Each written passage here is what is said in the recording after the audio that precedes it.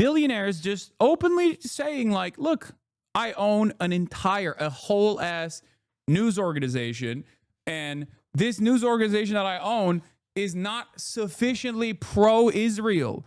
This is like designed. This is like an anti-Semite's wet dream, okay? The Free Press, which is not so free, we're going to be talking about that, is getting bought. Paramount is reportedly set to buy Bari Weiss's Free Press for somewhere in the $100 to $200 million range. Now, for those of you who don't know who the fuck Bari Weiss is, for those of you who don't understand the significance of this deal, you probably look at this stuff and you go, Hasan, why do I care about this? Why should I care about this? The reason why you should care about this is because Bari Weiss is a uniquely demonic pro-Israel figure in American media. Like, she is perhaps most responsible for famous Palestinian poet Refat al-Ra'ar's assassination. Him and his entire family was killed by Israel after Bari Weiss literally put a crosshair on him. And it's not just that, obviously, like the Free Press, her outlet that is entirely propped up by Palantir, and all of these like Silicon Valley tech CEOs have basically been one of the most annoying pro-Israel, one of the most like violent pro-Israel Hasbara operations that you can find. And it's interesting because like obviously there's an unlimited faucet of pro-Israel commentary all around, and yet the Free Press still somehow achieves new lengths. Now, what's interesting about this is that the Free Press has 335,000 subscribers on YouTube, right? And their videos barely crack. Like, look at this. Five days ago, 11,000 views. Exposed. Al Jazeera journalist caught working for Hamas. This is literally after Israel assassinated a bunch of Al Jazeera journalists. After Israel did we were hitting a Hamas camera. They came out and made this expose using, whatever talking points that the Israeli state gives them. Like, this is not a real news outlet, right? This is just a propaganda outlet for the Israeli state with this American independent patina. It's not true. There is no independence here. They're evil people. They are straightforwardly, unimaginably evil people. It's a real who's who of neocons and warmongers. And not only is it a real who's who of all of these like awful people, like they have no motion, right? They have no motion whatsoever. I mean, look at this. This has 2 weeks ago, air conditioning, an American innovation that changed everything.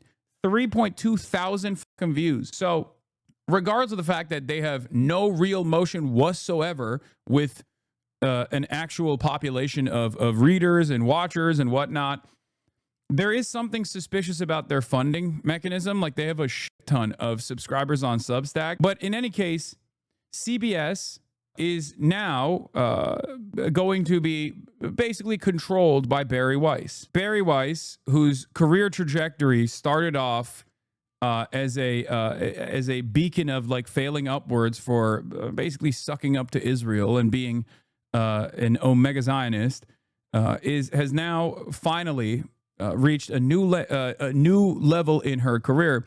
Here's Brandon Carrot. Bari Weiss is such an interesting character because she basically is the worst person who has ever done her chosen job. Even ignoring all the obvious Israeli shilling, she basically tried to get fired until a prestigious national newspaper let her do this. So one of the things that she tried to do early on was like get in on the cancel culture grift. She got a job at the New York Times as an op-ed writer. One of her most famous op-eds at the New York Times was the intellectual dark web, if you remember. Under Trump 1, she put together this like intellectual dark web piece where she interviewed, Joe Rogan, Dave Rubin, said these were like the real titans of intellect and debate. That was one of her incredible contributions to American journalism. But like when she's not doing that, she has always tried to just like get pro-Palestinian people fired while simultaneously complaining about cancel culture and also defending free speech. An absolutely monstrous, vile loser. She harassed Palestinian professors, coasted at Wall Street Journal, then got hired by the New York Times, immediately tried to throw a tantrum until they shit-canned her, and she couldn't get fired. I know this for a fact. She tried to get fired from the New York Times so she could like lean in onto the I got canceled by cancel culture grift. It didn't happen because the New York Times was like, we're not going to fire you. You can be as annoying as you want, but we're not going to fucking fire you. So then they literally she had to resign basically. And then when she resigned, she wrote about how like she was forced to resign because everybody hated her at the New York Times for understandable reasons. Then she moved on to Substack. She started the fake unaccredited institution, the University of Austin. And if you're wondering like, how can such a massive fucking failure constantly keep failing upwards, it's because she was propped up by Peter Thiel and a bunch of other billionaires. Openly. It's not even a secret. There's a reason why, like, there aren't 60-minute segments on Full Sail University, right? Or Phoenix University, but there was a full-blown positive news piece, a puff piece, on her unaccredited institution that was supposed to be combating woke. Another one of these guys that's like, I hate woke, I hate cancel culture, except I love doing cancel culture and I love being woke when it comes to the apartheid state that's doing a genocide. Brendan says the M. Night Shyamalan of writers, but for reasons unknown, she's now worth millions. If you're fortunate enough to have never read anything she's burped out, here's the most succinct description of her life's work. Imagine meeting your dumpy extended relative who went on Birthright and mysteriously makes $500,000 at a consultancy firm run by a guy called Bip Shlololo. And what's interesting about this is that regardless of a sequence of fucking L's that normally would absolutely destroy someone's career like this if there was any sort of real meritocracy. Also, here's another Free Press writer, Sasha Seinfeld. She also writes for the Free Press, writer and junior editor. Anyway, Jerry Seinfeld's daughter. For those of you who don't know, how does CBS come into the fold? Well, as I covered before, there is a merger that took place between CBS and Paramount. Paramount Global was the parent company that included the CBS television network and CBS News until it was acquired by Skydance Media in a merger that closed on August 7, 2025. Okay? Sorry, Paramount was the owner of CBS television network. Okay? And the owner of Paramount turned around and after October 7, very clearly, very deliberately, very openly stated, I'm finally going to sell CBS because 60 Minutes is not sufficiently pro-Israel. And if you know anything about 60 Minutes, they added direct editorial control because 60 Minutes, after a year and a half of genocide, finally did one piece of critical coverage on America's involvement with Israel's genocide. They didn't even call it a genocide at the time. They just said America's bombs are being used and Israel's using them on children. Okay? This was a bridge too far. They immediately sent in an outsider to do editorial control to make sure that this never happens again. A lot of people actually quit 60 Minutes. But this was a post-October 7. For the Redstones, this was too much. And these guys are so unimaginably wealthy. For them, owning CBS is just like another thing that, billionaires have. The reason why CBS was openly sold was specifically because the owner decided it is not sufficiently pro-Israel. This is like by their own admission. By their own admission. Now confirmed that this episode led 60 Minutes to be stripped of its editorial independence and led to the selling of CBS to David Ellison, who now plans to merge the company with Bari Weiss and the Free Press. Sherry Redstone hoped Trump's 60 Minutes suit would root out anti-Israel bias at CBS News, and she sold Paramount partly over October 7. She openly stated it. Redstone told The Times that for years she had resisted entreaties from potential suitors eager to buy Paramount. What pushed her to finally agree to sell the family business was October 7 massacre of an estimated 1,200 Israelis. Once that happened, I wanted out, she told The Times. I wanted to support Israel and address issues around anti-Semitism and racism. She told The Times that her breaking point came just days before she withdrew from settlement talks with Trump in January this year. CBS aired a 60-minute segment featuring State Department officials who quit over America's support for Israel's Gaza war, a piece that the American Jewish Committee blasted as shockingly one-sided, lacked factual accuracy, and relied heavily on misguided information. Redstone wasn't alone in her concerns. Days after the segment aired, George Cheeks, who oversees CBS, shared Redstone's dismay about the Gaza episode and soon appointed veteran producer Susan Zirinsky as an executive editor to review 60-minute segments, stripping the show of its traditional independence from corporate interference. In April, the longtime executive producer of 60 Minutes, Bill Owens, departed after Zirinsky's appointment undermined his autonomy. Isn't that fucking crazy? Like, straight up, billionaires just openly saying, like, look, I own a whole ass news organization, and this news organization that I own is not sufficiently pro-Israel. This is like designed. This is like an anti-Semite's wet dream, okay? And they're saying it in fucking broad daylight. Like they're not even like trying to hide it. They're just openly being like, nope, I do not like that my own media outlet that I own is not abiding by my wishes, abiding by my own personal standards, and it needs to go away. Ultimately, Redstone is now is selling this property, or sold this property. It's not enough to get free weapons and political cover to carry out the genocide. Israel and its backers in the U.S. must also destroy any institution, no matter how long it's operated, like 60 Minutes here, that dares to moderately criticize the project once. And now Bari Weiss, who I just described to you as a charlatan, a hack, someone who's like written extensively on myself as well, is getting a $200 million deal. With Paramount securely in his pocket, David Ellison is on the verge of acquiring Bari Weiss's The Free Press and tossing her the keys to CBS News. The deal is on the 1 yard line, I am told. David Ellison, who is, of course, the son of multi-billionaire and Oracle Corporation co-founder Larry Ellison, who was propped up by the CIA, okay? His son is a film producer and a multi-billionaire and himself, or billionaire himself, who is a media mogul, bought CBS from another fucking billionaire to specifically make it more pro-Israel openly. And in an effort to do so, they are pumping Bari Weiss's bullshit independent outlet, fake independent outlet that's propped up by other billionaires with a $200 million cash infusion so that she can basically control the editorial standards and ensure that they are more pro-Israel. And by that, I mean, because American media is already incredibly pro-Israel, as you guys know. The reason why this is incredibly damaging to public discourse is because when Bari Weiss takes over the keys for CBS, she's going to make CBS pump out insane genocide denial. Like more so than just like, key omissions and many other tricks that mainstream editors deploy when covering the issue of Israel, right? Like it's no longer going to be like, oh, we're defending Israel by, writing whatever an Israeli envoy has declared that seemingly contextualizes yet another instance of like unlimited violence against Palestinian children. Now they're just going to say like, no, these children deserve to be fucking murdered. It was awesome. And actually, they're not murdered at all. But if they were murdered, it's good that they were murdered because they deserved it because they're Hamas. Now, obviously, one of my issues with this stems from the fact that one singular fucking billionaire can just like decidedly change the trajectory of a whole ass media institution that has been around for decades. Like, think about how insane that is. We are at the mercy of billionaires. I fucking hate that. Bari Weiss's stream of genocide denial and incitement against Palestinians living in the tents has paid off. Equally racist, pro-Israel Nepo child David Ellison is rewarding her with $150 million, give or take, for a Substack that even this sycophantic write-up acknowledges isn't worth a fraction of that.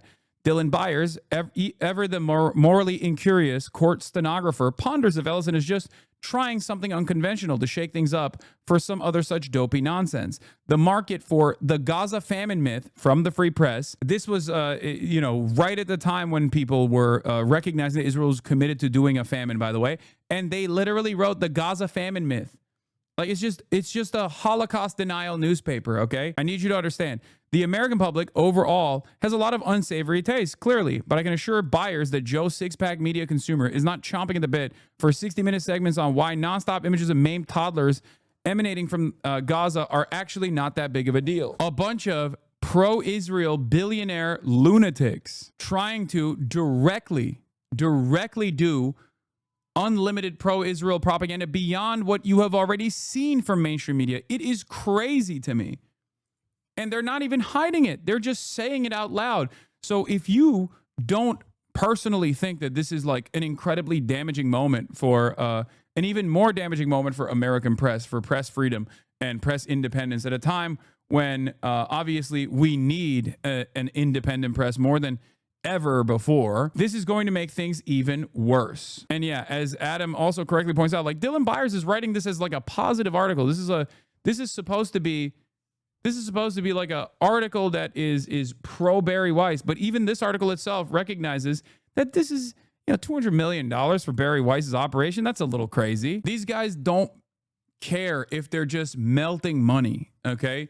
They don't give a shit because they have unlimited funds. They don't even give a shit. They will do a $200 million payout. What does this do? This is to tell every other journalist who wants to start a media career, every other journalist who already has a media career, you will get the bag if you lie at the behest of Israel. No matter how insane your lies are, no matter how psychotic your lies are, just erode your conscience, erode your moral compass, and we will pay you. We will throw the money faucet at you. That's what this is for. David Ellison has settled into control of Paramount. A new conventional wisdom seems to have coalesced around a guy who, by dint of his relative youth and centibillionaire father, might otherwise have been written off as a nepo baby of hyperbolic proportions, because he is. David is smart. His friends and fellow executives will assure you he gets the business, and most notably, he plays to win.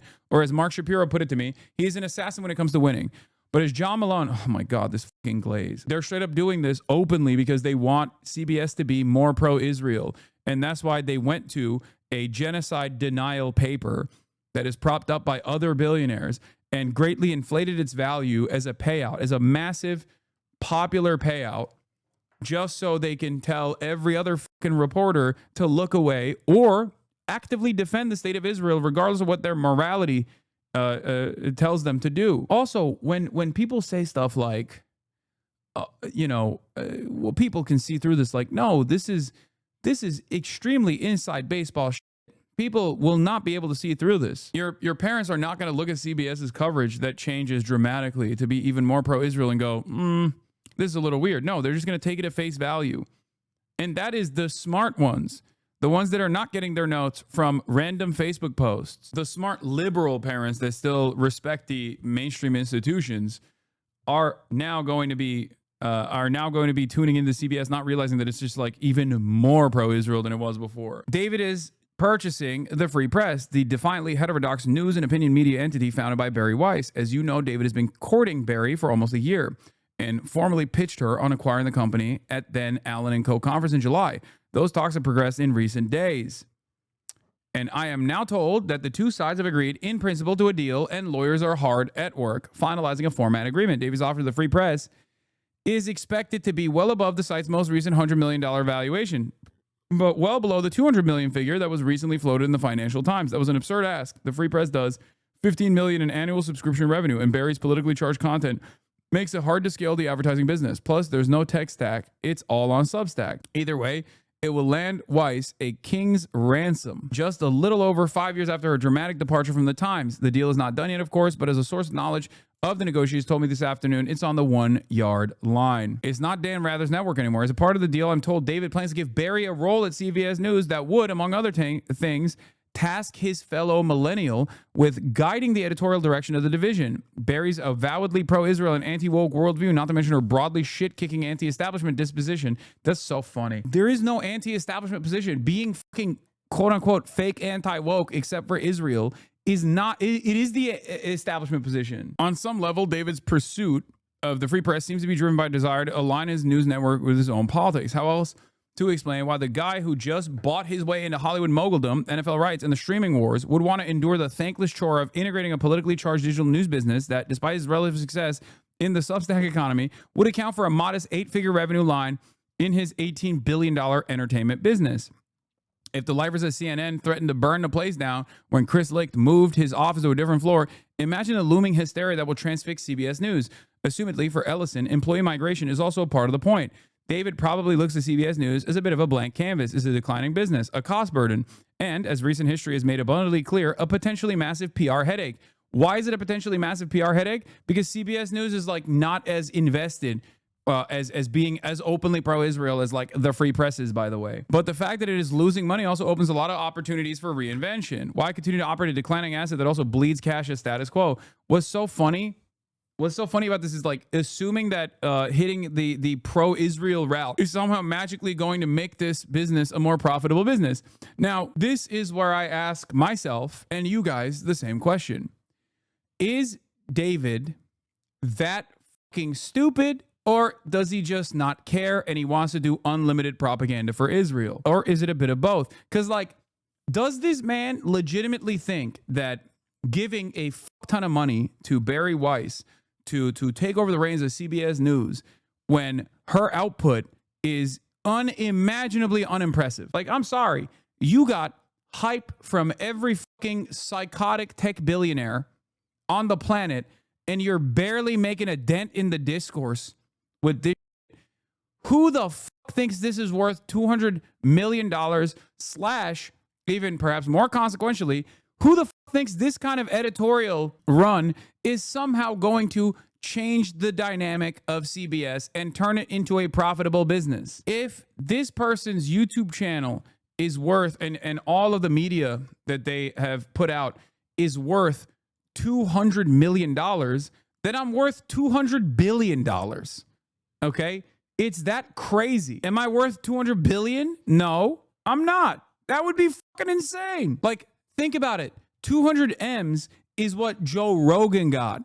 200 M's is what Joe Rogan got for the Spotify deal. I think it was 200 M's, right? Like, do you think Joe Rogan and Bari Weiss have the same level of cultural, have the same level of cultural relevance? You have to be an insane person. The Juicers kick deal alongside LeBron is worth Bari Weiss. Things that are worth as much as Bari Weiss is the Free Press, an institution that you've probably never heard of. Are we for fucking real? I feel like this kind of comparison shows complete depravity and the insanity of a deal such as this one. Without getting philosophical, he's planning on owning the asset interminably, and his shareholders have already suffered through years of Sherry-inflicted cash incineration. Why not take a flyer on a format that's economically inconsequential and eroding regardless? And if this maneuver gives David Rose second thoughts about moving back from London to manage the division, he can entrust it to existing newsroom leader Tom Sabrowski. Therein lies the intrigue behind the Bari deal. Even as she's poised to scale down the business, reduce talent salaries, and make it a leaner, trimmer operation, David is also poised to bring on a politically divisive marquee talent who might infuse the brand with a bold new identity and, frankly, at least make the network interesting again. In a sea of pro-Israel Hasbara, Bari Weiss, who is not even fucking getting the views as a pro-Israel Hasbara operation, will finally make CBS more newsworthy and will make it more interesting. Ellison also likely knows there may be a surprising upside here. You may not be able to believe everything you watch on Fox News, but the network's personality-driven content has single-handedly overturned the hourglass on the industry. We're living through a media age, for better or for worse, that prizes authenticity above all. This is the exact opposite of authenticity. John Levine, people should reflect on why a company like the Free Press is worth $200 million and why nobody other than Qatar will ever pay a red cent for Zeteo/drop site. Yeah, I mean, he's just basically relitigating. He's basically relitigating the main point that this guy is making anyway. David Ellison is doing that specifically so that people get the message. If you're pro-Israel, you'll be rewarded handsomely. Jasper says, people should reflect on why billionaires shower cash on right-wing outlets that slobber over power and wealth, but starve left-wing outlets that challenge them. Yeah, one of life's greatest mysteries. Unearthed a document, the president of CBS saying he agrees with the Powell memo task force declaring our free enterprise system is in danger because of the media bias, and promising that he's using his powers to correct the situation at CBS News with some results. Bari Weiss identifies untapped market void, raises funds. Untapped market void is being pro-Israel, by the way. Being pro-Israel and also doing like anti-woke. What an untapped market void that is. Of course, advisor to vote Tim Scott, Nathan Brand says, Bari Weiss identifies untapped market void, which is not untapped or a void in the market at all. It's the only thing the market has. Raises funds for a startup to fill it amid ridicule from her peers, from billionaires who want this kind of propaganda to continue. Okay. Successfully fills void, sells company to established player for hundreds of millions of dollars. Taylor Lorenz, this is a right-wing grift. It is a right-wing grift. Sagar says the Free Press getting bought has nothing to do with markets and everything to do with being slavishly devoted to Israel. Free Press heads, it's not about Israel. David Ellison, it is literally about Israel. I mean, here, they straight up say it too. It's not like they're hiding it. Look, on one level, David's pursuit, David Ellison, son of Oracle centi billionaire Larry Ellison, David Ellison the fucking nepotist fail son. And his pursuit of the free press feels like a passion play, a chance to virtue signal to his fellow media executives and Trump and talk CBS News towards something less overtly liberal. Jeff Bezos, for his part, seems to be attempting something similar at the Washington Post, though you really need a magnifying glass and Morse code to deduce any sort of strategy there. Anyway, like many in that crowd, Ellison was also smitten by Bari's unwavering support of Israel and preoccupation with the rise of anti-Semitism, issues that are as near and dear to David's father, Larry, as they are to Paramount's outgoing owner, Shari Redstone. It's not even like, it's not a secret. This is not, you're not unearthing some sort of secret. They are straight up saying it.